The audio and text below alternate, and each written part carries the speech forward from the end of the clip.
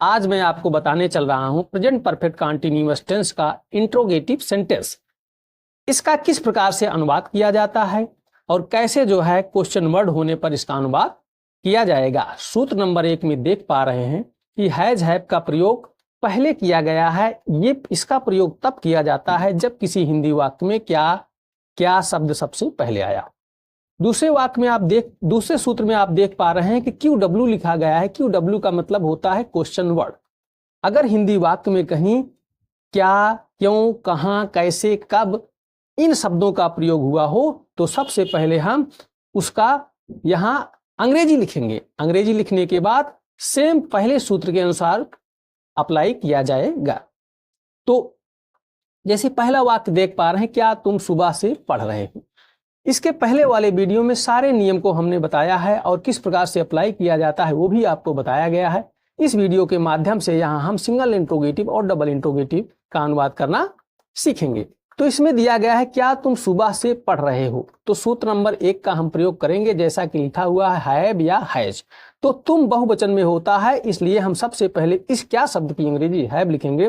Have you been reading since morning. Since morning क्यों प्रयोग किया गया है, क्योंकि सुबह निश्चित कैटेगरी के अंतर्गत आता है, इसलिए हम यहाँ सिंस का प्रयोग किए गए और मॉर्निंग सुबह आपको बहुत अच्छी तरह से मालूम है। दूसरा वाक्य है क्या सुनील 2 घंटे से गणित पढ़ रहा है। तो यहाँ हैज का प्रयोग किया गया है क्योंकि सुनील सिंगुलर नंबर का नाउन है, इसलिए हैज का प्रयोग सबसे पहले करेंगे और क्या शब्द की मीनिंग भी यही हैज है। तो has Sunil been reading mathematics for 2 hours. 2 hours का प्रयोग इसलिए किया गया है क्योंकि 2 आवर्स अनिश्चित समय की कैटेगरी में है, इसलिए फॉर का प्रयोग यहां किया गया है।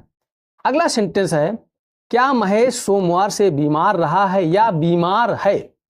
ध्यान से देखने वाली बात है दोस्तों, हमने आपको पहले वीडियो में इसके बताया है कि कोई भी काम पास्ट से शुरू होकर के अगर प्रेजेंट तक जारी है तो उसका भी अनुवाद हम प्रेजेंट परफेक्ट कंटीन्यूअस की तरह करेंगे। तो ऐसा आपको इसमें दिखाई पड़ रहा है कि क्या महेश सोमवार से बीमार है या बीमार रहा है। तो हैज महेश बीन इल होने की अंग्रेजी भी बीन होती है। Has Mahesh been ill since Monday. Since का प्रयोग क्योंकि यहाँ मंडे सोमवार मंगलवार कोई भी दिन का नाम या महीने का नाम हो तो वो निश्चित कैटेगरी में आता है, इसलिए सिंस का प्रयोग किया गया। अगला वाक्य है तुम 2 घंटे से क्या कर रहे हो। तो इस क्या शब्द की अंग्रेजी हमने दूसरे सूत्र के हिसाब से देखेंगे तो QW सबसे पहले लिखा गया है और QW का मतलब क्वेश्चन वर्ड यानी प्रश्नवाचक शब्द। प्रश्नवाचक शब्द का उपयोग सबसे पहले करेंगे तो हमने व्हाट का प्रयोग किया, क्या की अंग्रेजी व्हाट।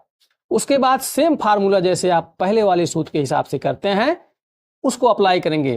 व्हाट हैव यू यहाँ बहुवचन का करता है, इसलिए जो है यू का प्रयोग यू के पहले हैव का प्रयोग किया गया। What have you been doing for 2 hours. तो यहाँ देखिए आप 2 घंटे, ये भी क्या है अनिश्चित समय की कैटेगरी में है, तो हम यहाँ फॉर का प्रयोग करेंगे। सिंस का प्रयोग वहां किया जाता है जो निश्चित कैटेगरी के अंतर्गत जो भी समय होता है।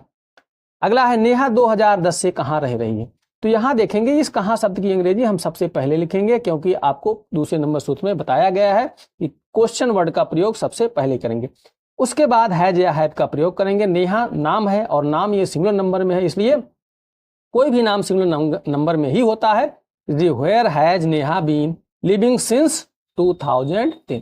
ये 2010 निश्चित समय की कैटेगरी में है, इसलिए जो है हम क्या करेंगे यहाँ सिंस का प्रयोग करेंगे। अगला है वाक्य क्या रोगी की दशा या स्थिति 10 दिनों से खराब है या खराब रही है। दोनों का अनुवाद सेम होगा। Has the condition of the patient been bad for 10 days.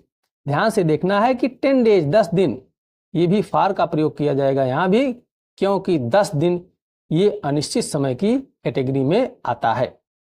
तो इस तरह से ये आपको जो है सिंगल इंट्रोगेटिव और डबल इंट्रोगेटिव का जो भी जो है जिस तरह से आपका सूत्र अप्लाई होता है उसको करके आपको बताया गया है।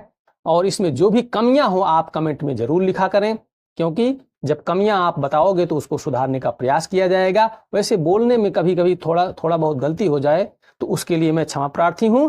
और इसी के साथ मैं अपने वीडियो को समापन की ओर ले चलता हूं और आप लोगों से निवेदन है कि इस वीडियो को जो है ज़्यादा से ज़्यादा देखें और लाभ इससे अर्जित करें। और बेल आइकन को अपने ऑन कर लें और ज़्यादा से ज़्यादा लोगों को शेयर करें जो कि इस चैनल पर आकर के अपने आप को शिक्षित कर सके। Thank you very much.